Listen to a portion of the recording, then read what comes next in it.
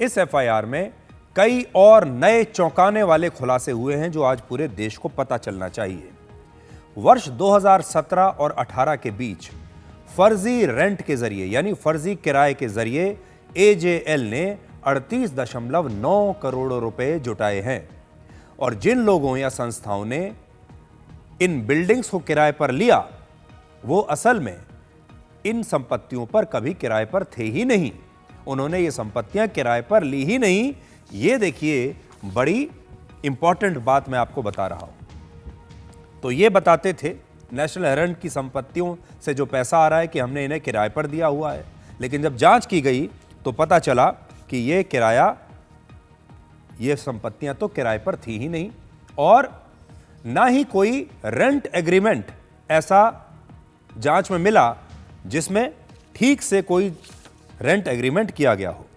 ED का दावा है कि कांग्रेस के वरिष्ठ नेताओं के कहने पर फर्जी रेंट के नाम पर एजेएल को पैसे ट्रांसफर किए जाते थे, यानी पैसा आ रहा था फर्जी दूसरे अकाउंट से और उसे दिखा दिया गया कि यह तो किराया आ रहा है इस संपत्ति का। इसमें बताया है कि ये जो यंग इंडियन नाम की कंपनी है, इसे डोनेशंस मिलते थे और कंट्रीब्यूशंस यानी पैसा लोग जो दान में दे रहे हैं, 18 करोड़ रुपए एक साल में दान में आ गया। लेकिन अब यह पता चला है कि यह सब नकली पैसा था, दान में कुछ नहीं आया।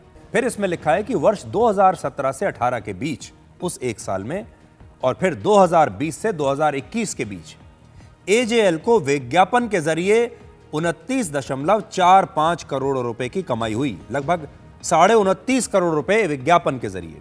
इसमें से करीब 16 करोड़ रुपए तो कांग्रेस से ही जुड़े संस्थानों के जरिए आए थे और बाकी करीब 13.5 करोड़ रुपए अन्य संस्थानों से मिले।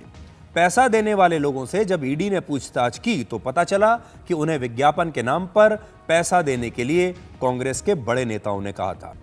ईडी के मुताबिक जब उन्होंने पूछताछ के लिए लोगों को बुलाया, जिन लोगों ने किराए का पैसा दिया, जहां से जिनके अकाउंट से पैसा आ रहा था, जिन्होंने विज्ञापन दिए, उन लोगों को पूछताछ के लिए ईडी ने बुलाया। तो उनमें से कुछ लोगों का कहना था कि उन्होंने तो अपने कारोबार को बचाने के लिए प्रोटेक्शन मनी के तौर पर पैसा दिया है जी, और जो विज्ञापन दिए गए वो किसी खास बिजनेस के लिए नहीं दिए गए थे, बल्कि वरिष्ठ कांग्रेस नेताओं को अक्सर उनके जन्मदिन की बधाई देने के लिए विज्ञापन दिए जाते थे, उसके लिए दिए गए। शुभकामनाएं देने के लिए विज्ञापन दिए जाते थे, उसके लिए दिए गए। और वर्ष 2017 और 18 के बीच यंग इंडियन को, इस कंपनी को 18 करोड़ रुपए डोनेशन से मिले और ईडी का कहना है कि ये डोनेशंस भी फर्जी निकले।